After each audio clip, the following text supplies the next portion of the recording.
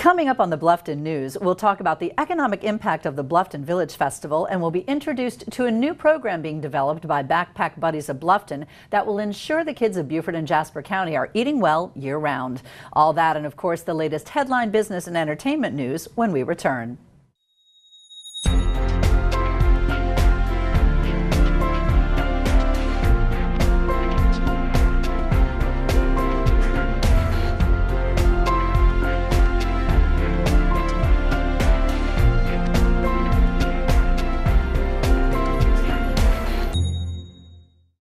Welcome to the Bluffton News. I'm Anneliza Itkor, and these are Bluffton's current headlines. Hardeeville City Council unanimously approved timelines proposed by Gateway Crossing Development Partners on moving forward with plans for a $150 million multi-use development. The 319-acre property off Interstate 95 at Exit 5 on Frontage Road and US 17 is expected to provide affordable housing, rental units, a medical center, senior living facilities, and a commercial section that will include a grocery store. If you're interested in updates, there will be a community meeting held from 6 to 8 p.m. June 11th in the City Hall Community Room. The developers expect to begin construction, weather permitting, between mid-November and early 2013.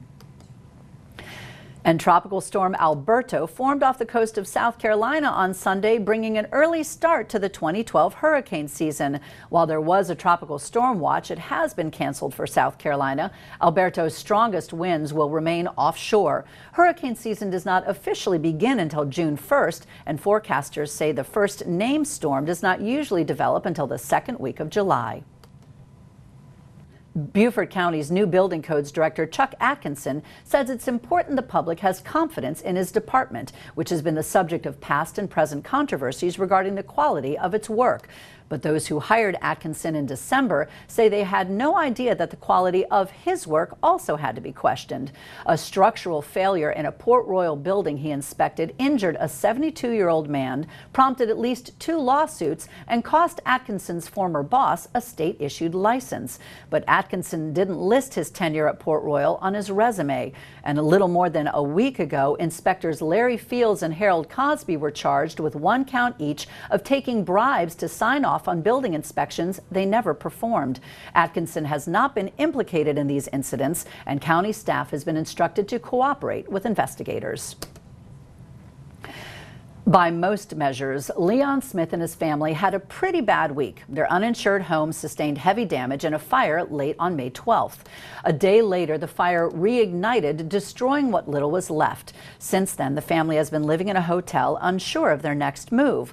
Well, that's when Bobby Rice and her Sun City neighbors stepped in. Bobby and at least 6 families gathered clothes, beds, and dining room tables, along with many other things to help out. She also called God's Goods Thrift Store, Hearth to Home Thrift Store, and Vintage Market, all of which gave the Smiths clothing and other needed items. Meanwhile, a special account was set up at South Carolina Bank and Trust, and it's received about $4,500 in donations. Leon and Renee Smith were at the hospital with their 2 children when the fire broke out at about 9:30 p.m. on the 12th. The cause of the fire is still under investigation.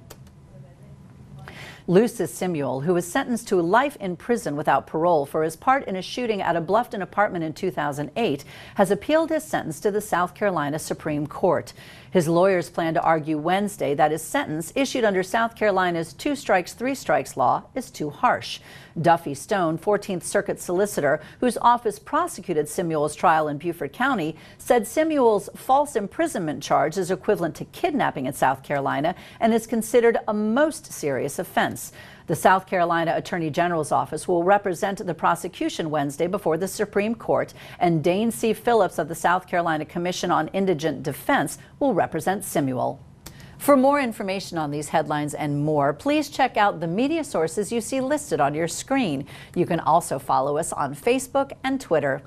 When we return, BJ Frazier of the Bluffton Sun joins us with more details on the most current stories as we bring you hot off the presses on the Bluffton News.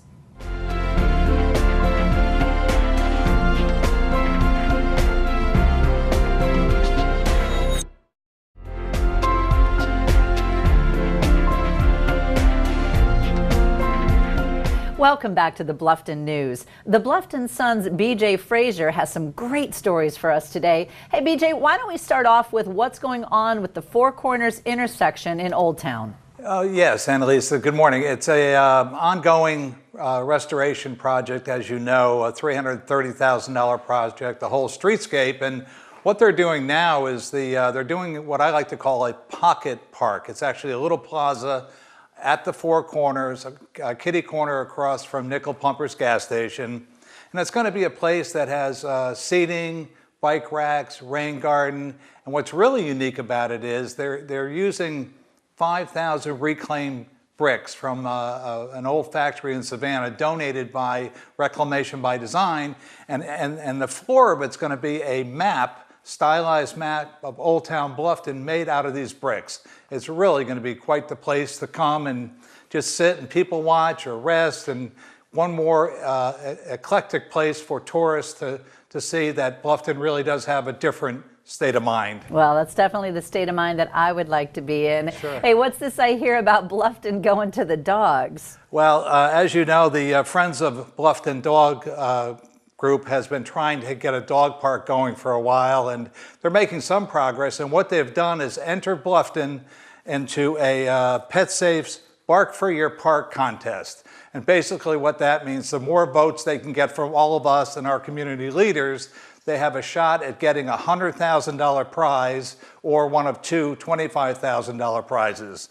And they need your vote every day from now until the end of the month, and they need community leadership to come out and support it. So I think if we all get behind it, they get enough votes, you know, that's what we'd like to see. The contact is William Grooms, and his number is 338-3940. All right, well, that would make people and dogs happy all across Bluffton. Hey, speaking of dogs, well, and segueing into livestock, what is the latest on Bluffton's livestock restrictions? Well, as you know, we've been talking about the pygmy situation, and now there's a family that has two potbelly pigs that they put an application in to keep them at their home.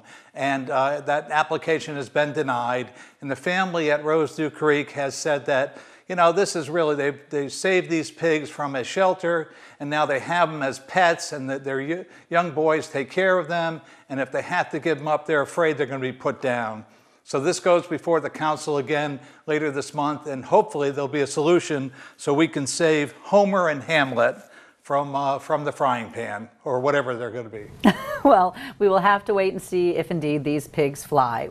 Thanks a bunch, PJ. Nice to see you. Bye-bye. In this week's Bluffton Business Report, Shelley West Hodges brings us current on how the new Greater Bluffton Chamber of Commerce is shaping up when we come back from the break.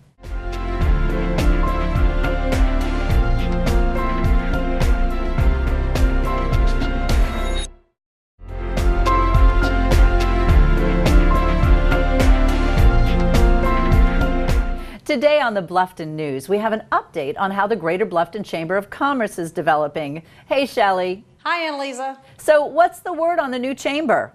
Well, we are doing great, and we're gaining lots of businesses. Right now, we currently have a little over 80 businesses that have joined the chamber, and a lot of people getting involved, and there's a lot of opportunities with the group. That's great. Now, how are businesses going to be getting in touch with the chamber? Well, they can go on our website, which is blufftonchamberofcommerce.org, and they will need to enter that on the address bar to get to us. We have committees listed in there and general information about the different opportunities involved with our chamber. Now, are there any exciting new events coming up in the business community? Yes, we have two great events coming up. The first one is with El Super International, and we are doing their ribbon cutting and grand opening. They're over here in Sheridan Park. And they're going to have a full-day fiesta on June 17th on Father's Day, which we are very excited about. And the other event coming up is on June 26th. This is Bluffton's Quarterly Social, and we encourage all businesses to come out, whether they're a chamber member or not. This is a great opportunity to get the word out about your business. Now, where is that going to be? That will be at the Chamber Building, which is on 217 Goethe Road in downtown Bluffton. All right. Now, I heard that you guys had a cash mob last week. How did that go? Yes, we did. Now we're trying to do a cash mob every Friday, and for people who don't know what that is, you can go to a website. It's called cashmob.com, It explains the rules and how the cash mob works. This is a great way to get exposure to small businesses, and we just had one Friday at Parrot Cove Ice Cream, which is in downtown Bluffton in the Promenade. Now, tell me a little bit more about Parrot Cove. I understand it's a really cute little place. Yes, it is. It's, it's meant to be a tropical atmosphere. They have gelato there and sherbet and ice cream, and they play reruns of Gilligan's Island there, and they have a mascot, and she's a lab named Ginger, and it's a great little place to bring out the kids and even the adults. Sounds like a fun place to go for the summer. Thanks so much, Shelley. Thank you, Anneliza. In just a moment, we'll be hearing from the Bluffton Rotary's Karen Lavery, who has exciting news about the success of the Bluffton Village Festival, and Sue Kroupa from Crossroads Community Support Services tells us all about the new Backpack Buddies of Bluffton summer program. That's all right here on the Bluffton News.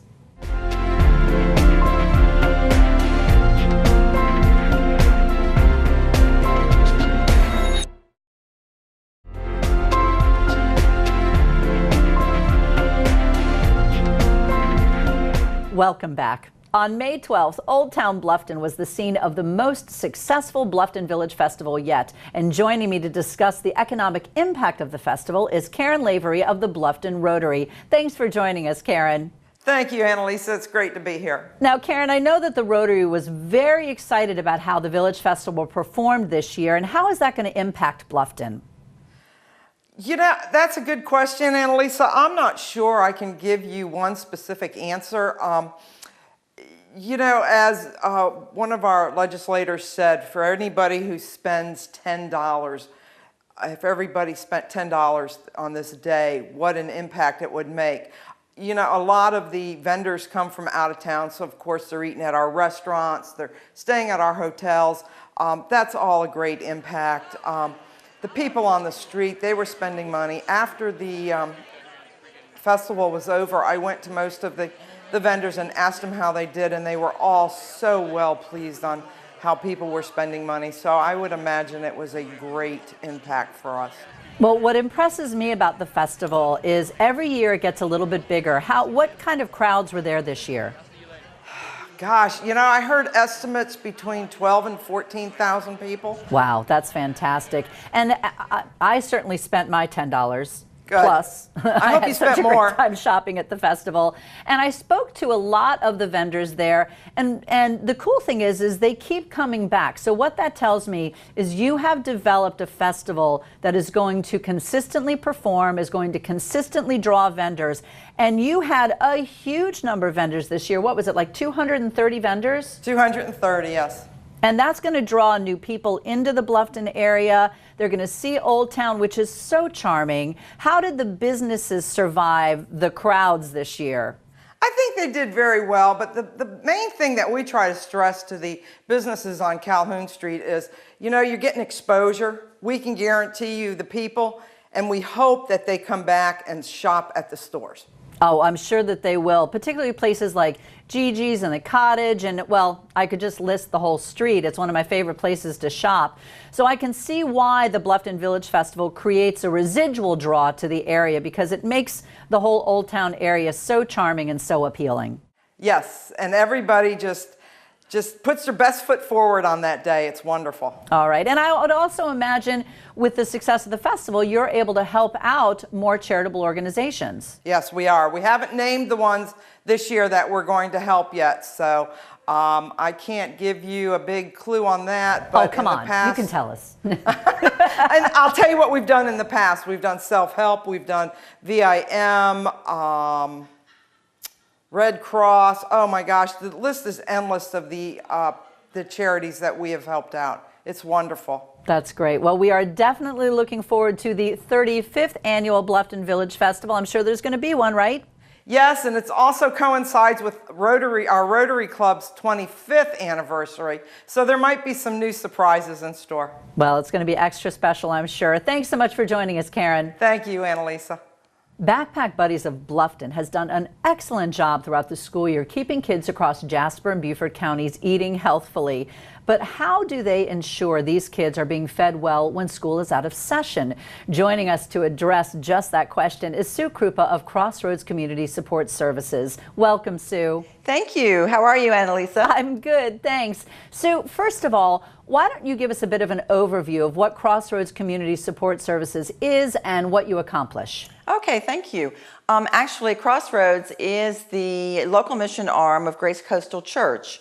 We were looking for a way for a small church to make a greater impact in our community outreach and came up with the idea of a 501c3. Backpack Buddies is just one of our programs. Now, I understand that you're really busy with this new program right now. Can you tell us about it? Absolutely. As you said, we are able to send food home with the children every weekend during the school year. This year we've had 80 children. Next year we're going to 5 schools from 2 schools, so we're going to be able to reach a whole lot more. But our concern was, what about these children in the summer? In the winter, they get breakfast and lunch at school. We send food home on the weekends, and there's nothing in the summer. So working with the farmers market on Calhoun Street, we came up with the idea of sending vouchers home with the children.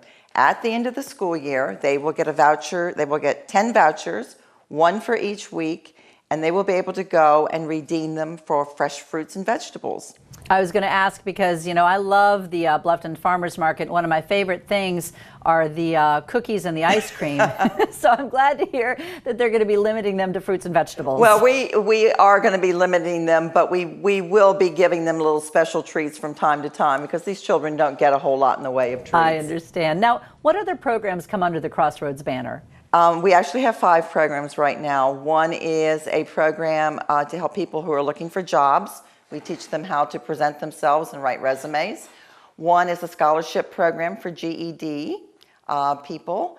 One is called Celebrate Recovery. It is an addiction support group. And our next big one that we're going to be focusing on is called Helping Hands. Helping Hands is done in conjunction with the Bluffton Police Department. We work with them to identify families in need at Thanksgiving and Christmas, and together we deliver food to them. It's a great community policing initiative, and we'll be beginning to start that up again early fall. So we'd love to talk to you about that when that comes around. You got it. Real quick, tell us how we can get involved with your programs. You can give us a call. The phone number is 843-379-5040. Well, thank you so much, Sue, for joining us. I think it's wonderful what you're doing to encourage people to give back to the community. Thank you so much for allowing us this forum. This week, our entertainment reporter Rodney Vaughn is in a romantic mood as he talks destination weddings with Leah McCarthy. And get ready to meet our special pet of the week, Baby Biddle, when we come back with more Bluffton news.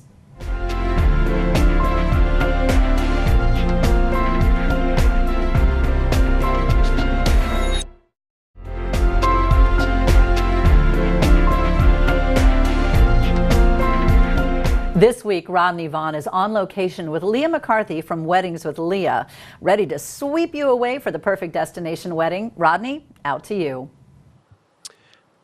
Thanks, Anneliza. And I'm here today with Leah McCarthy, and she is a local wedding planner and coordinator here in Bluffton and the Lowcountry area. Thanks for joining me, Leah. Absolutely. It's my pleasure to be here. Well, June is the kickoff season for a lot of weddings nationwide, and a lot of people are traveling from other areas to come to this area for destination weddings. Can you tell us about the increased popularity of those? Absolutely. Hilton Head and Bluffton, the entire Lowcountry, is a big draw for destination weddings. I call it Beauty in the Beach. It's great here. And not only do they want to come here because it's beautiful, but it gives them an opportunity to combine a honeymoon and a vacation for not only themselves but their families as well. Exactly. People can come here and do 2 for 1, basically. Absolutely. So some of Sure. the areas that we have here that are great for weddings are the chapel at Palmetto Bluff. Absolutely gorgeous, as well as any any resort or hotel on the beach on Hilton Head. There's a lot of historic properties as well. True. The Rose Hill Mansion that's located in Bluffton and Rose Hill Plantation. Also, Honeyhorn Plantation on Hilton Head has become increasingly popular for weddings. That's exactly right. I've heard more people mention that here lately. Is there somewhere that we could get information about that? You do a blog, correct? Yes, for the Hilton Head Island Chamber of Commerce, I'm the wedding blogger. It's called the Island Vibe, and you can log on at any time. I'm always posting about beach permitting and ceremony permits, marriage licenses, things that are, appropriate to South Carolina and Beaufort County. So anyone from the destination wedding planning process can log on and take a look at what they need to know before they plan a wedding. Well, here. that sounds awesome, because that's practical advice that people need to know about, and I would never think about looking for those things. So that is really good. Right. And when people get here, about the colors of the area, a lot of people like the beach, they want to go with blue, but are there some hot colors for the season? Yes, we're doing a lot of hot hues such as raspberry, tangerines. Wow. People are really stepping out of the box. They're making it fun and vibrant, and anything goes nowadays. Wow, that's really great, because people want to get something different that makes their wedding very special. Yes, they do. They want their special touch. Exactly. Well, if you need any more information, you can visit Leah's website, weddingswithleah.com, and weddingswithleah.com is available all the time for you, or you can give Leah a call. She's available. She and her husband own the Downtown Deli in downtown Bluffton. And back to you, Anneliza. I know a lot of brides-to-be love that, Rodney. Thanks. And now I'd like to introduce you to Baby Bibble. When Baby's owners moved from a house where she was an indoor-outdoor cat to a house where she could no longer go outside, she began to have some problems. Rather than give her time to adjust, the owners turned her into the public shelter. Well, the shelter called Maranatha Farms about Baby because the staff at the shelter recognized what a great cat she really is. Sweet and gentle, Baby requires very little care. Baby's no longer interested in going outdoors, but she does enjoy watching out a window once in a while, and perhaps that window is in your home. For more information, call Maranatha Farms at 843-816-6676. Well, that wraps up today's edition of the Bluffton News. I'm Anneliza Itkor. We'll see you next time.